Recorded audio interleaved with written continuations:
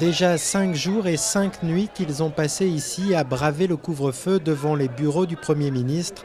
Alors forcément, ces jeunes, venus pour la plupart des régions du sud de la Tunisie, ont fêté l'annonce du départ tant réclamé des principaux anciens ministres du régime Ben Ali. Sauf que pour beaucoup d'entre eux, le Premier ministre Mohamed Ranouchi lui-même, ancien chef du gouvernement de Ben Ali, doit lui aussi quitter ses fonctions. Ça ne suffit pas. C'est la tête du serpent qui reste ici. C'est Ranouchi. On est arrivé à 95% de ce qu'on veut. Est-ce qu'on peut laisser les 5% qui nous reculent en arrière? C'est pas normal ça. Mais cette frange contestataire commence un peu à se fissurer et quelques voix dans ce carré d'irréductibles osent réclamer une pause dans les revendications politiques. Il faut arrêter maintenant, mais la majorité des gens, ils ne veulent pas. Hein.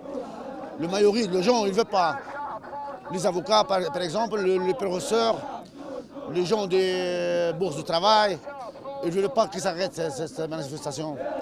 À quelques rues de la place de la Casbah, la vie a repris une allure complètement normale. Magasins tous ouverts, passants nombreux et surtout c'est le grand retour des embouteillages.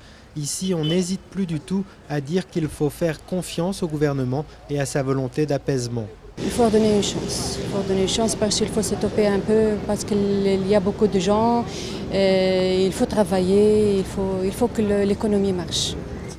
Remettre en marche un pays miné par 23 années d'un régime qui a fini en dictature, savoir gérer la démocratie et la liberté retrouvée, c'est tout le défi du gouvernement remanié, avec ou sans son Premier ministre.